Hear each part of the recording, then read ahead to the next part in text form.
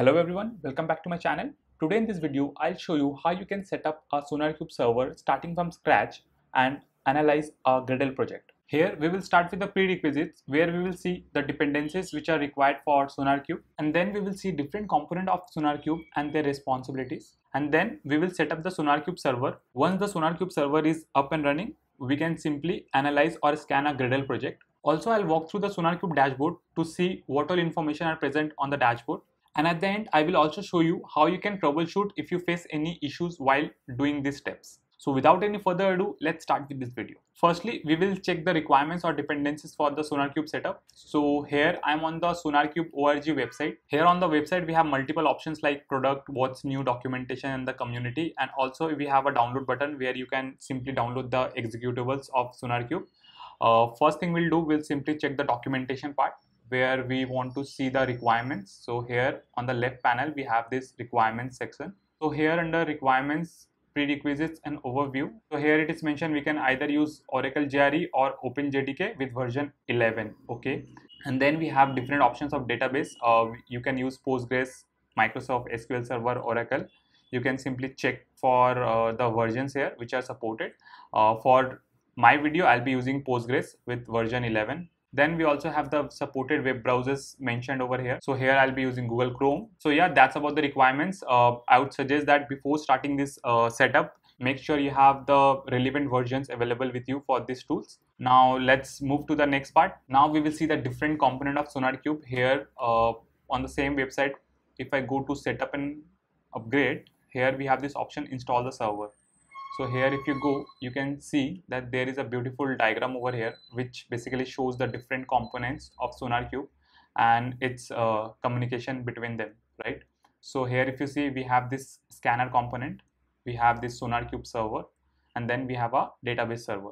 Now let's go through each component and try to understand its responsibilities. So first we have Sonarqube server, where we can see this web server available. So here if you see, it says that it's a web server that serves the Sonarqube user interface, right? So basically whatever the dashboard and everything you see, that comes through this web server. And then we have this search server, which is basically based on Elasticsearch. And along with this, we have the compute engine, which is basically responsible for processing the code analysis reports and saving them in the database, right? So whatever the database you set up, this compute engine will take the reports and will compute it, and then it will save it in the database server, right? So that's about the Sonarqube server.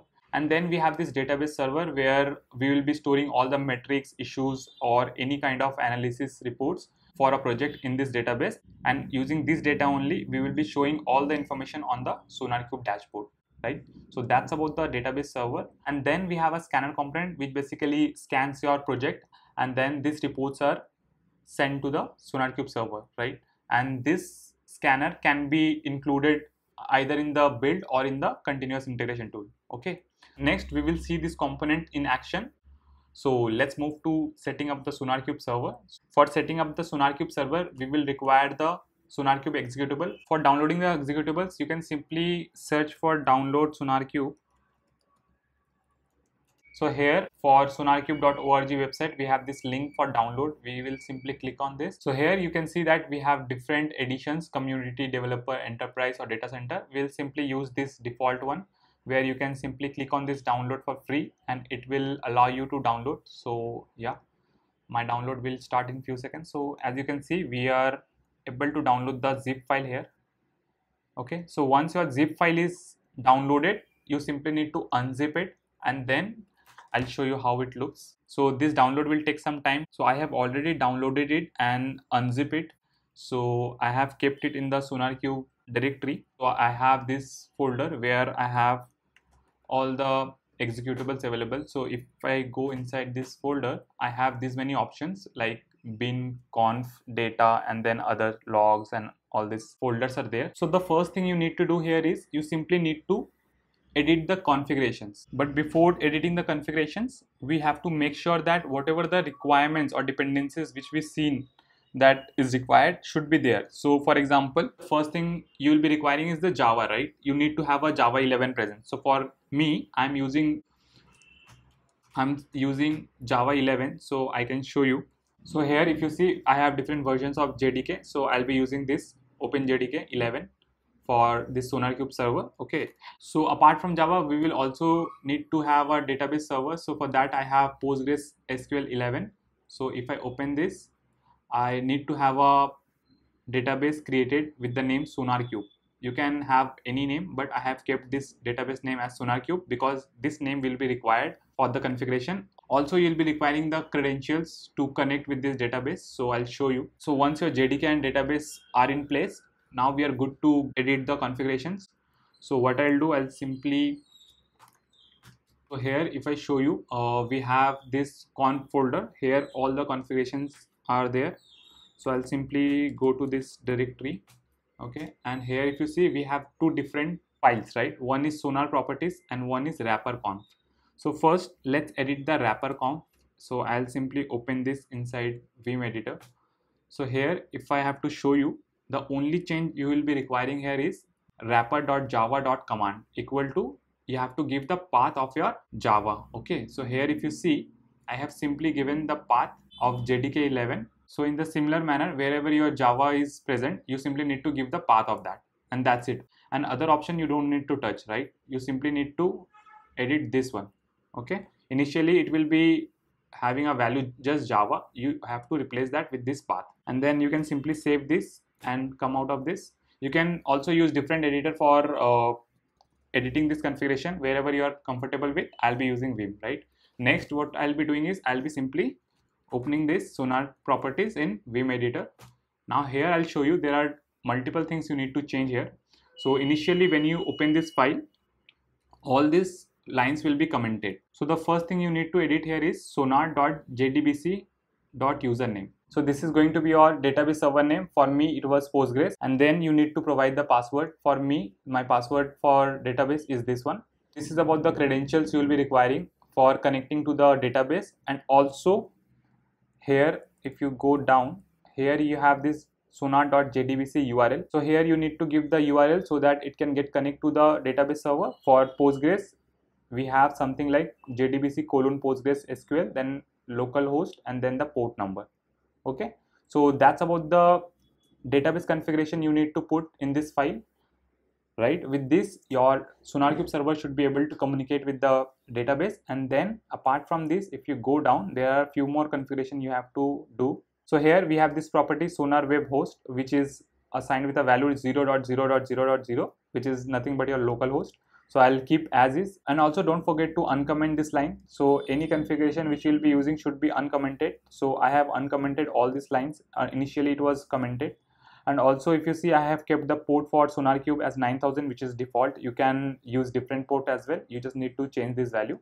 Okay, so once these values are set, there are other configuration as well. I'll show you what else you need to change. Others you can leave as is if you are not using it. I'll just do a bare minimum change so that we can start the Sonarqube server.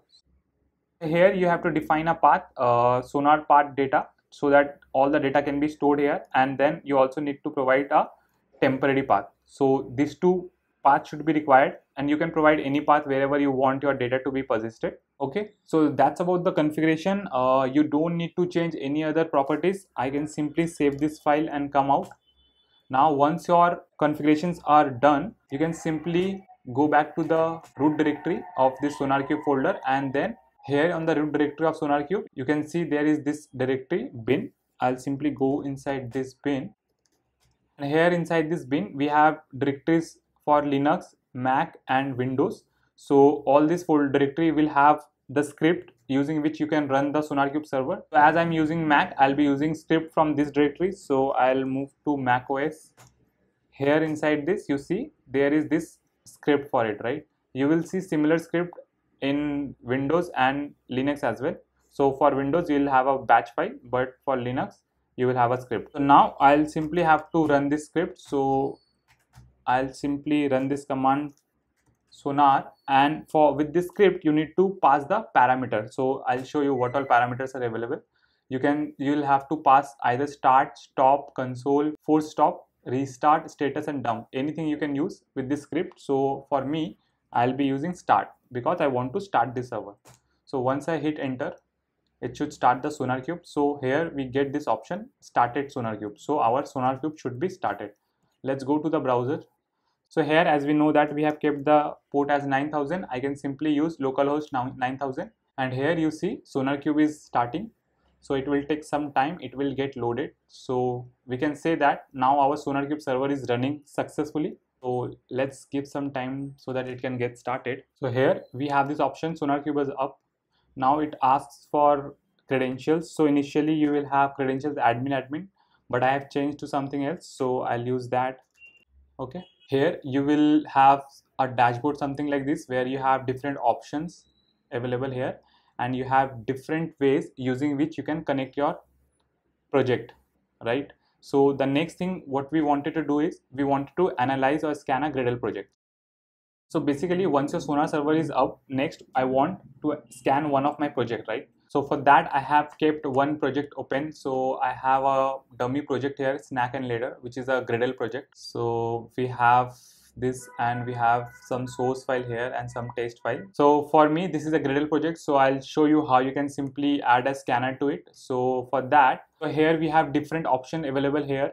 So here I'll choose manually option. Here you need to provide a project name and a key.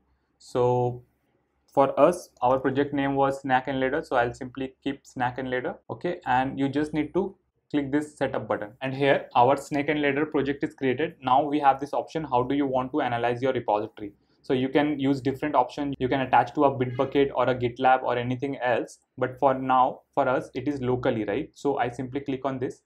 Here we need to generate a token. Here if you see, the token is used to identify when an analysis is performed. So this token will get used every time your scanner will run on the project. Here you need to provide a name to this token. I'll call it Snake and Ladder token. I'll simply click on this generate button. So it has created this token. You can simply copy it, or you can simply press and continue. Here for different type of projects, either Maven or Gradle, it shows you what you need to do. So for us, it is the Gradle project, right? So here we have two steps to execute the scanner for the Gradle project. So the first thing you need to do is you have to add the plugin. So here we can simply copy this, and I'll go to my project. Here in the build.gradle file under plugins section, I can simply add this.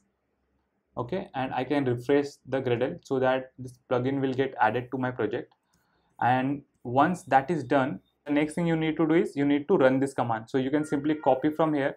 As you can see here in the command, we are running Sonarqube with some attributes where we are passing the project key, the URL of the server, and then this token. Okay, so I can simply copy this. I'll go to the terminal here. So here this is already done, so I can simply go to the terminal and I can paste this. Okay, so for now, before running this, as we see, we do not have here anything, right? Here we have only one project created, but if you see, there is nothing inside it. But once we run this command, let's see what happens. So here I have executed this command, so it will take some time to analyze your project.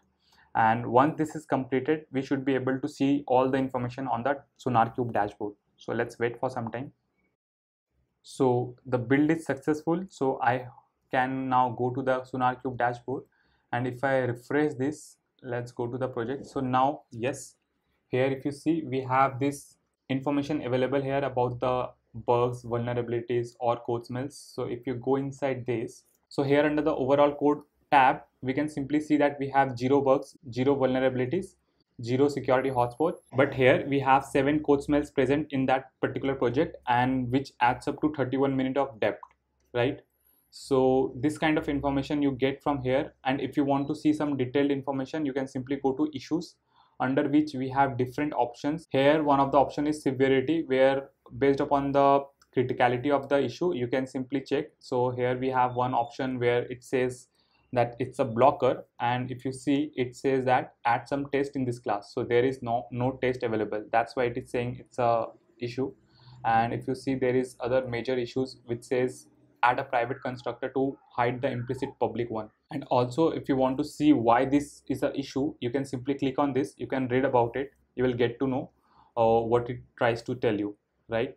Based upon that, you have different minor issues or info. So you can utilize this information to make your code base much better. For now, I'll not go into more details. So yeah, that's about adding a project to your Sonarqube dashboard. You can add more projects using this option. So you need to follow the similar steps and then your project should be listed here. So yeah, that's about how you can scan the Gradle project using a Sonarqube scanner. Now let's move to the next part, which is troubleshoot. So while setting up this Sonarqube server, you might get some issue and you should be knowing what you should do when you face any issue.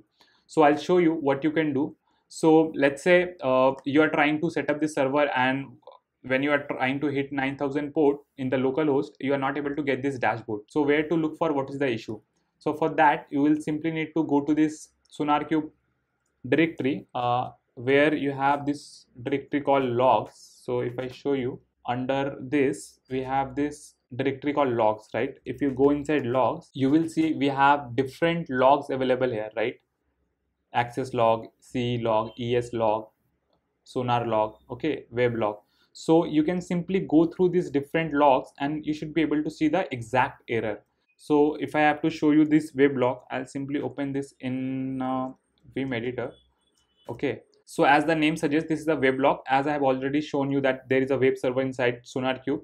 So this is going to tell you about that, why your dashboard is not coming up. So if I enter, if I go at the end of this, you will be able to see a lot of information here. So here, this is the info log. In case you are getting any error, it should come up here. Okay, so do check out here as well. And also you can check different logs like access logs or ES log, Elasticsearch log. Going through these logs will definitely help you to narrow down the issue, and you can simply get to know the exact issue. You might get a connectivity issue, you might put wrong credentials for your database. This kind of thing you may do. So do check out these logs. You will get to know the exact issue. And let's say if you get some error which you are not aware about and you don't know how to fix it, you can simply Google it. There is a Sonarqube community who have already solved a lot of issues which people have faced during setting up the server. So that might help you. Also, if you face any issue, you can comment down below. I'll try to help you out to fix that. So yeah, that's about the troubleshooting part. So I hope this video is helpful to you. If you find this video helpful, do like the video, because that is the only way any future user will get access to these videos. And also comment down if you successfully set up the Sonarqube server, so that future user can also get help from this video. So that's all about this video. If you learned something from this video, please hit the like button. And if you're new to this channel, please don't forget to hit the subscribe button and press that bell icon so that you get notified for our upcoming new videos. Thank you for watching.